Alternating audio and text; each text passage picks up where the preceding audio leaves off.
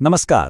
લાખો કેન્દ્રીય કર્મચારીઓ અને પેન્શનરો જેની આતુરતાથી રાહ જોઈ રહ્યા છે એ મોંઘવારી ભથ્થાનો વધારો હવે બહુ દૂર નથી.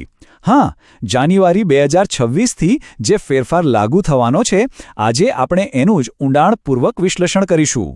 તો સૌથી મોટો સવાલ જે બધાના મનમાં છે, આખરે સરકારી કર્મચારીઓનું ડીએ વધશે કેટલો, બરાબર ને? ચાલો, બહુ સમય બગાડ્યા વગર સીધા જ આંકડાઓ અને ગણતરી પર જઈએ અને આ સવાલનો જવાબ શોધીએ. ઓકે, તો વધારાની અપેક્ષા તો છે, પણ એની પાછળનું કારણ શું છે? ચાલો પહેલાં અત્યારની પરિસ્થિતિને બરાબર સમજી લઈએ અને જોઈએ કે આખી ગણતરી કઈ દિશામાં આગળ વધી રહી છે. જો સૌથી પહેલાં તો આ તારીખ મગજમાં બેસાડી લો, 1 જાન્યુઆરી 2026. આ એ તારીખ છે જ્યારથી મોંઘવારી ભથ્થામાં થયેલો નવો સુધારો લાગુ ગણાશે. ભલે સરકાર એની જાહેરાત માર્ચ કે એપ્રિલમાં કરે, પણ એની અસર તો જાન્યુઆરી મહિનાથી જ મળશે. હવે આગળ શું થશે એ સમજવા માટે થોડું પાછળ જવું પડશે. છેલ્લો વધારો જુલાઈ 2025માં થયો હતો. ત્યારે ડીએ 54%થી સીધું 58% પર પહોંચ્યો હતો, એટલે કે પૂરા 4%નો વધારો. આ આંકડો છે ને, એ આવનારી ગણતરી માટે એકદમ મહત્વનો બેઝ છે. આપણે ડીએ, ડીઆર આ બધા શબ્દો સતત સાંભળતા હોઈએ છીએ, પણ શું આપણે ખરેખર જાણીએ છીએ કે આ છે શું? ચાલો એકદમ સિમ્પલ ભાષામાં સમજીએ, કોઈ કન્ફ્યુઝન જ ના રહે. જુઓ, મોંઘવારી ભથ્થું એટલે કે ડીએ જે લોકો અત્યારે નોકરી કરી રહ્યા છે એમને મળે છે, અને મોંઘવારી રાહત એટલે કે ડીઆર એ રિટાયર્ડ કર્મચારીઓ એટલે કે પેન્શનરો માટે છે. નામ અલગ છે, પણ કામ એક જ છે: વધતી જતી મોંઘવારી સામે લડવા માટે એક આર્થિક સપોર્ટ આપવો. આને સમજવા માટે એક મસ્ત ઉદાહરણ છે. ડીએને એક પ્રકારની આર્થિક ઢાલ સમજો. જેમ યુદ્ધમાં ઢાલ તલવારના ઘાથી બચાવે છે, બસ એ જ રીતે આ ડીએ મોંઘવારીના મારથી પગારને બચાવે છે, જેથી બજારમાં ભલે ભાવ વધે પણ ખરીદવાની તાકાત ઓછી ના થાય. તો સવાલ એ થાય કે આ ઢાલ કેટલી મજબૂત બનશે એ નક્કી કેવી રીતે થાય છે? આની પાછળ કોઈ ફોર્મ્યુલા તો હશે ને? ચાલો હવે એ જ સમજીએ કે આની ગણતરી થાય છે કેવી રીતે. ડીએની ગણતરીનો આખો દારોમદાર એક જ વસ્તુ પર છે: AICPIW. આનું પૂરું નામ છે all India consumer price index four industrial workers. ટૂંકમાં શ્રમ મંત્રાલય દર મહિને આ આંકડો બહાર પાડે છે, જે બતાવે છે કે ઔદ્યોગિક કામદારો માટે રોજબરોજની વસ્તુઓ કેટલી મોંઘી થઈ. અને બસ આ જ આંકડો ડીએ વધારાનો પાયો બને છે. અને હવે આવે છે સૌથી મહત્વની વાત.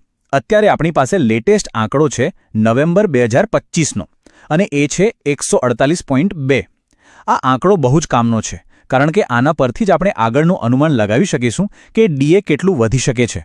તો આખી પઝલનો છેલ્લો અને સૌથી અગત્યનો ટુકડો ગયો છે, એ છે ડિસેમ્બર 2025નો AICPI-IW આંકડો. બસ જેવો એ આંકડો આવશે એટલે આખું ચિત્ર એકદમ સાફ થઈ જશે. બધી ગણતરી એના પર જ ટકેલી છે. તો જ્યાં સુધી ડિસેમ્બરનો ડેટા નથી આવતો ત્યાં સુધી શું? ચાલો અત્યારે આપણી પાસે જે માહિતી છે એના આધારે જે શક્યતાઓ બને છે એના પર એક નજર કરીએ. આ બાબતે નિષ્ણાતો શું માની રહ્યા છે?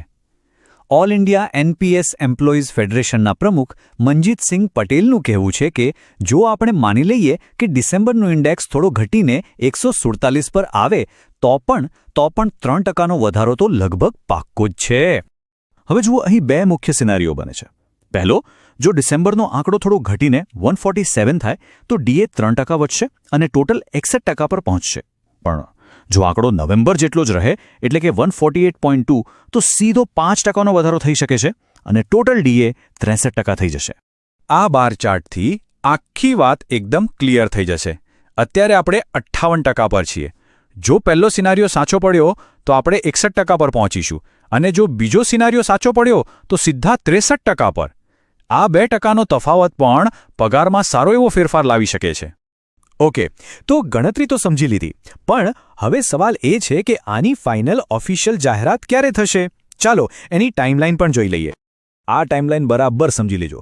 સૌથી પહેલાં જાન્યુઆરી 2026ના છેલ્લા અઠવાડિયામાં ડિસેમ્બરનો આંકડો આવશે. જેવો એ આંકડો આવશે, ડીએ કેટલું વધશે એ નક્કી થઈ જશે. આ વધારો લાગુ તો 1 જાન્યુઆરી 2026થી જ ગણાશે, પણ સરકાર એની સત્તાવાર જાહેરાત મોટાભાગે માર્ચ અથવા એપ્રિલ મહિનામાં કરે છે, અને પછી જાન્યુઆરીથી લઈને જાહેરાત સુધીના મહિનાઓનું જે બાકી બચતું હોય એ એરિયર્સ તરીકે એક સાથે ચૂકવી દેવામાં આવશે.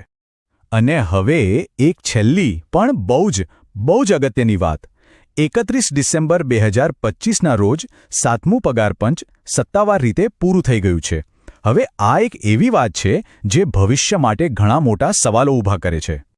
તો આ બધી ચર્ચા આપણને એક મોટા સવાલ પર લાવીને ઊભી રાખે છે.